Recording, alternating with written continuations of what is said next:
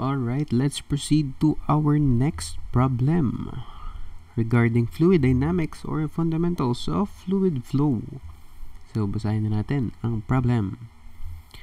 Water flows into a cylindrical tank through pipe 1, which is this one, at 25 feet per second and leaves through pipes 2 and 3 at 10 feet per second and 12 feet per second respectively. Tapos at 4 is an open air vent. Inside pipe diameters are D1 is 3 inches, ito. D2 is 2 inches, D3 is 2.5 inches, D4 is 2 inches. So we are asked to calculate A, dH over dt, or the change of the height with respect to time, and B, the average velocity of air na pumapasok sa air vent sa 4, assuming that the flow is incompressible. Alright, that is our problem. So, hanapin natin yung gaano kabilis nagbabago yung height with respect to time at saka yung average velocity ng airflow. So, kunin muna natin yung dH over dt. Mahalaga dito yung principle again ng continuity equation.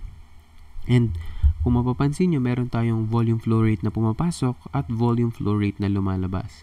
So, it's better that we get the Q net or yung total volume flow rate sa system natin. Kung nababawasan ba siya o nadadagdagan. So, basically, Q net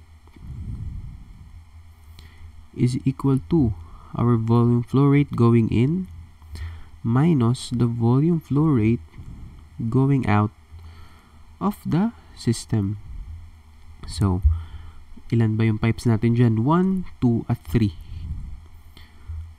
Q net ay equal sa ano yung volume flow rate na nagpapasok ng volume. Yung pipe pala na nagpapasok ng volume dito sa system natin. This is only pipe number 1. Only pipe number 1. So, Q1. Tapos, si Q2 at Q3 ay naglalabas na ng volume. So, it would be minus Q sub 2 minus Q sub 3. So, that is the equation for our Q net. So, we know, again, recall that Q is equal to what? Area times the velocity. So, substitute lang natin sa Q1, Q2, and Q3 yung necessary values nila. Given naman lahat. Q net is equal to area natin, since it's a pipe, is circular once again. So, we will have pi over 4. D1 is 3 inches. So, gawin na natin siyang feet. That is 3 over 12 para maging feet. Squared times the velocity, which is 25 feet per second. So, mabilis siya sa pipe 1. Minus Q2 kasi palabas. Again, pipe siya pabilog. Bilog yung circle, yung ating cross-sectional area. So, ang diameter is 2 inches divided by 12 para maging feet. Squared. Then, multiplied by the velocity at pipe 2, which is 10. Mas mababa siya sa 25 feet per second. Minus, again, Q3 kasi pabawas. Pi over 4 kasi it's a pipe. At bilog ang cross-sectional area. So, 2.5 inches divided by 12 para maging feet. Okay? Hope you guys can follow. And then, multiplied by the velocity at pipe 3, which is, that is 12 feet per second. 12 feet per second. From here, the resulting unit will be cubic feet per second. Mas maganda dito pag pinindot nyo sa calculator, you could factor out the pi over 4 para mas madali, since common sa lahat, para hindi na siya dagdag sa time of pressing in your calculator. So, pressing that into your calculator, you will arrive with the value of our Q net is positive 0.6 cubic feet per second. Pag positive, ibig sabihin, nadadagdagan siya. lamang yung dumadagdag sa bumabawas. So, why did we obtain Q net? Remember that Q is equal to area times the velocity, di ba? Di ba, yan yung formula natin for Q net. Or simply, ang Q net pala is volume over time. Yan. Di ba? Volume over time yung volume flow rate kasi it's per unit time. So, if we need dH over dt, we could get the derivative of this, which is dv over dt kasi inaalam natin yung pagbabago ng height dito sa ating tank. Pero all throughout, hindi naman nagbabago yung ating area, yung area ng cylinder natin. Ito. Cylinder yan, it's mentioned naman. Okay? So, we could factor the constant. So, ano yung constant? Area.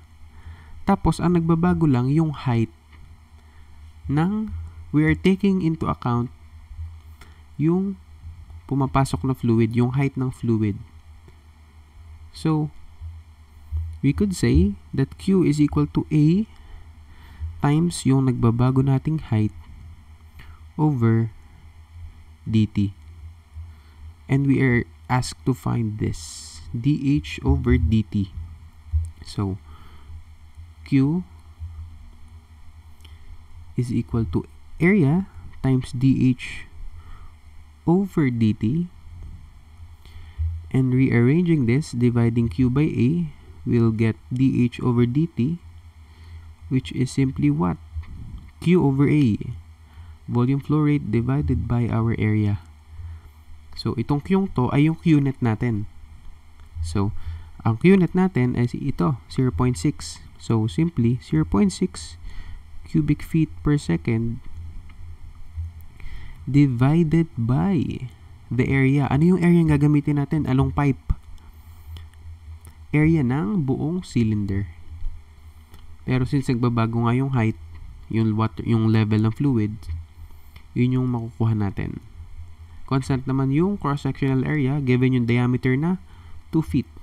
So our area is pi over 4. Since cylinder, pi over 4 diameter squared. So cancel yung 2 feet. You'll arrive with the answer of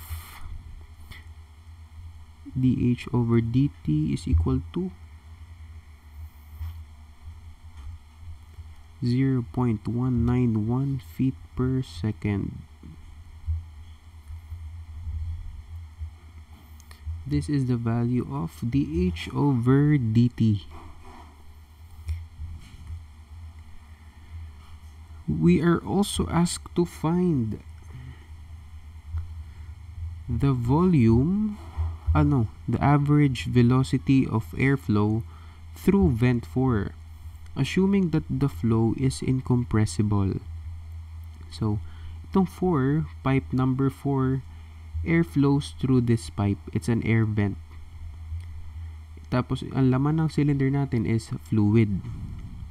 Now, yung pagpasok ng air is dependent sa pagtaas ng height. Kasi, yung gap or yung space nito will be filled by air. Pag tumaas yung height, babawas yung air. Pag naman bumaba yung height ng fluid level natin, dadami yung air kasi mag-fill niya yung gap or yung space kasi air is a gas. So, it's dependent on the change of height.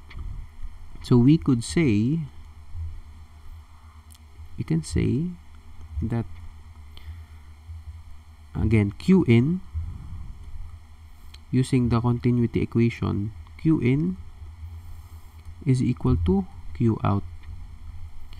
Yung pagpasok ng air ay nakadepende sa pagbabago ng height ng cylinder. Area of the air vent times the velocity of air which we are looking for, and the area of the tank is equal to the area of the tank times yung nagbabago nating dH over dt. Ayan. That is the relationship. Again, why did we come up with this equation? Tama, let's look at our diagram once again. Itong air vent, hinahanap kasi natin yung velocity ng airflow. Yung pumapasok na air dito sa ating cylindrical tank. Kasi nga may air vent siya. Tapos, since may laman siyang fluid, kapag nagbabago yung level or yung taas ng fluid natin sa cylinder natin, nagbabago din yung pagpasok ng air. Pag bumaba yung fluid,